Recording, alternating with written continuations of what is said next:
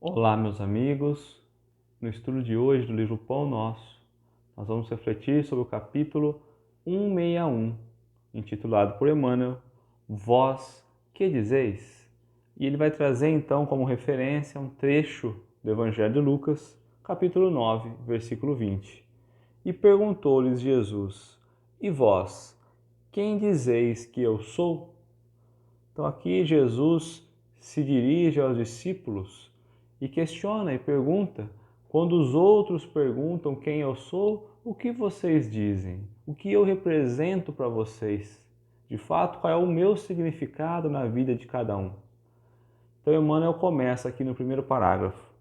Nas discussões propriamente do mundo, existirão sempre escritores e cientistas dispostos a examinar o mestre na pauta de suas impressões puramente intelectuais sobre os pruridos da presunção humana. Então, nas discussões que estão presentes, como ele coloca, propriamente no mundo, ou seja, discussões do mundo, e não das coisas espirituais, mas das coisas envolvidas na matéria, nas discussões mundanas, o que de fato Cristo tem representado para nós. Nós encontramos estudiosos, cientistas, que se debruçam através do intelecto em descobrir o que o Cristo significa, o que o Cristo foi e o que ele continua sendo, mas apenas no aspecto intelectual, através da presunção humana, querendo comparar a todo momento Jesus a nós, a humanos. Embora ele também tenha passado nessa condição, mas nós queremos ainda hoje, depois de mais de 2000 anos, fazer a comparação entre Jesus e nós. E esquecemos que a comparação deveria ser apenas moral, espiritual, evolutiva. O que o Cristo nos trouxe, qual a envergadura dele, o que nós compreendemos e entendemos até os dias de hoje. Esses amigos, porém, não tiveram contato com a alma do Evangelho, não superaram os círculos acadêmicos, nem arriscaram títulos convencionais numa excursão desapaixonada por meio da revelação divina. Naturalmente, portanto, continuarão enganados pela vaidade, pelo preconceito ou pelo temor que lhes são peculiares ao transitório modo de ser, até que se lhes renove a experiência nas estradas vividas da vida imperecível. Então, muitas vezes, essas pessoas e nós que buscamos classificar o Cristo é porque nós ainda não tivemos contato com essa alma do Evangelho. Nós ainda não conseguimos sentir na nossa alma o que o ensinamento do Cristo tanto veio nos trazer. Porque vivemos enganados, vivemos mergulhados na vaidade e os nossos olhos não conseguem sentir através das sensações, dos sentimentos, o que de fato o exemplo do Cristo significou para cada um de nós. Mas haverá um dia, como ele coloca aqui, que quando buscarmos a verdadeira renovação e encontrarmos a renovação dentro do Evangelho, aí sim nós encontraremos essa vida do Cristo imperecível dentro de nós. Mas é preciso renovar-se, é preciso transformar, deixar de buscar aquilo que nos interessa aos olhos da carne e olharmos apenas e sentirmos apenas aquilo que vem do âmbito espiritual, que é esse o maior significado, se não o único significado que de fato importa. Entretanto, na intimidade dos aprendizes sinceros e fiéis, a pergunta de Jesus reveste de singular importância.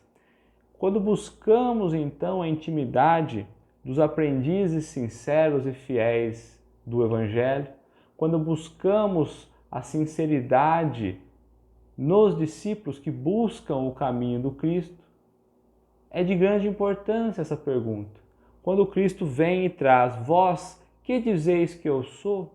Às vezes parece uma pergunta de pouca importância, mas pelo contrário, ele desperta em cada discípulo o pensamento, o raciocínio, a reflexão do que de fato o Cristo tem representado em nossas vidas. Não é um Cristo que está distante, que há mais de 2000 anos passou pela Terra, mas é um Cristo que continua presente em nossas vidas todos os dias. E é justamente essa pergunta que se renova a todo momento, a todo instante, a fim de buscarmos uma reflexão mais íntima e buscar o que de fato tem renovado dentro de nós. Cada um de nós deve possuir opiniões próprias relativamente à sabedoria e à misericórdia com que temos sido agraciados. E essa opinião, então, do que o Cristo significa, deve ser opiniões próprias. Cada um deve responder de acordo com aquilo que sente. Não é aquilo que está no papel, não é aquilo que está nas escrituras, não é aquilo que falam as histórias contadas, mas sim como Cristo consegue chegar em cada um. Então, como ele coloca aqui, são opiniões próprias, relativas à sabedoria de cada um, à misericórdia de cada um, de acordo com aquilo que temos recebido. Porque vale lembrar que o auxílio chega a todo instante, a todo momento, a cada segundo. Mas nós só conseguimos receber e reconhecer aquilo que de fato estamos preparados. E se depende então do nosso estado, do nosso preparo, será que já conseguimos perceber a dimensão de Cristo em nossa vida? Já conseguimos perceber o auxílio que nos chega através de seus emissários? E é por isso que ele coloca, se nós já conseguimos perceber, perceberemos que para cada pessoa chega de uma determinada forma. E é por isso que ele coloca que é individual essa percepção. Essas opiniões são próprias, cabe ao próprio espírito ou à própria alma encarnada, considerando o espírito encarnado, compreender o que o Cristo significa, de quantas formas são apresentadas e quantas vezes somos agraciados pelas bênçãos do alto. Essa é a compreensão maior, é esse enxergar através dos olhos, ativando os sentimentos.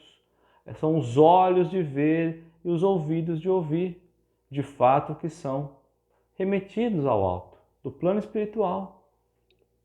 Palestras vãs acerca do Cristo quadram bem apenas a espíritos desarvorados no caminho da vida. A nós outros, porém, compete o testemunho da intimidade com o Senhor, porque somos usufrutuários diretos de sua infinita bondade. Meditemos e renovemos aspirações em seu evangelho de amor, compreendendo a impropriedade de mútuas interpretações com respeito ao Mestre, porque a interrogação sublime vem dele a cada um de nós e todos necessitamos conhecê-lo de modo a assisti-lo em nossas tarefas de cada dia. Então, ele vai trazer que não basta apenas ouvirmos, não basta apenas sentirmos, é preciso darmos o testemunho, testemunhar a presença do Cristo em nossas vidas. Mas a cada um de nós depende, através da nossa bondade, receber aos olhos, a bondade infinita, a bondade divina, receber as renovações através das aspirações que nós temos. E aí sim nós conseguiremos alcançar de fato o significado tão importante que o Cristo se faz na nossa vida, diariamente. Como ele coloca, é importante interrogarmos sobre tudo que nós temos recebido. Quando nós tivermos então essa compreensão, esse olhar, esse sentimento, analisando todas as coisas boas que chegam até nós e transformando as dificuldades que também chegam em oportunidades de crescimento, nós vamos conseguir então classificar de fato o que Jesus tem significado nessa nossa transformação, nesse nosso caminho. E é justamente isso que é o apelo maior do Cristo, pela renovação, pela nossa transformação. E é somente quando encararmos a vida nesse aspecto, nos transformando e renovando, que conseguiremos classificar de fato o que o Cristo é, o que foi e o que será. Muito obrigado.